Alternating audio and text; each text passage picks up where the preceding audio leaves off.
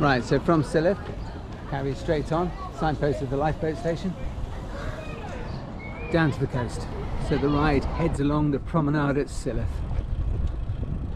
Just watch out you don't steer too far to the left.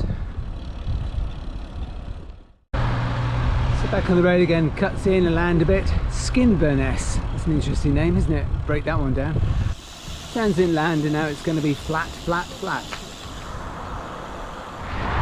Can be quite busy.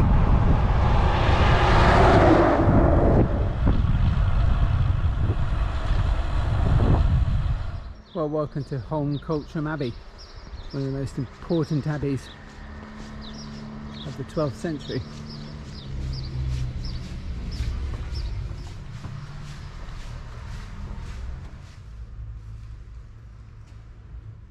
Fascinating place, the Abbey, well worth a stop. It's the back end of it, but that's only one half of it. The other half extended this way before it was all burnt down and destroyed. Some of the excavations are now showing. Pretty flat round here. See the antennae in the distance.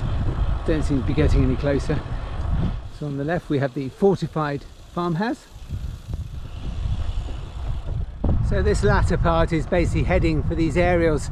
They're widely spaced because they use a very long wavelength and they're for talking to submarines. So you head for these, keep these in your gun sights all the time. You go round them, we're going west, which means a headwind. But then after that, once we scoot round them, it'll be east and get blown to Carlisle. And back to the coast again. These are sited on an old air base. Out with the ragwort. So we're going along the northern edge now. This is Nares PB Sanctuary, no walking on the foreshore. If you look over there you can see 4 chimneys, 4 very similar buildings. That's a decommissioned nuclear station. Long way from Rome. Welcome to Bowness. It's carrying out, but it's worth doing this, which is the Hadrian's Wall Bank Promenade. It's just a little walk up and takes you to the edge of the Solway Firth and brings you to this. Still on the Hadrian's Wall path, as we will be all the way to Carlisle. Running along the edge. So come inland a little bit, heading back for the coast now.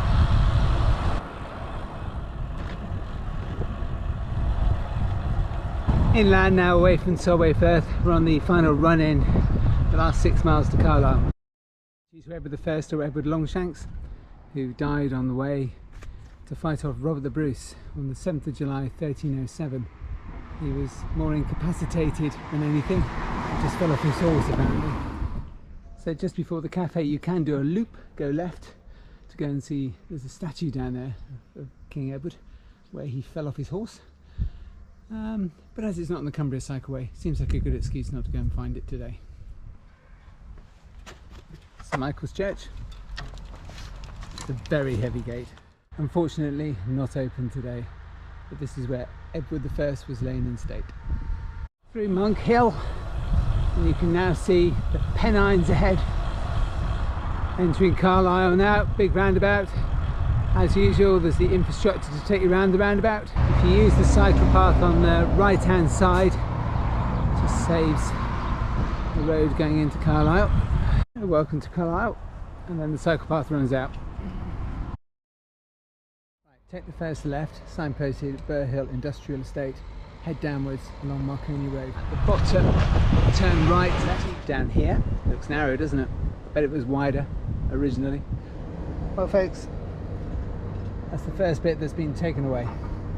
It went right there and down to the park. Can't do it anymore, it's been blocked. Straight on at Engine Lonin.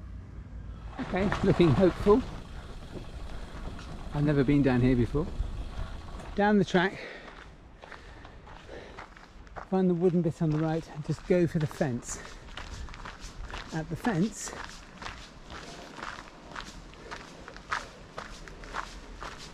you then need to go down the stairs. An old disused railway bridge over the river. And the path's in front of you.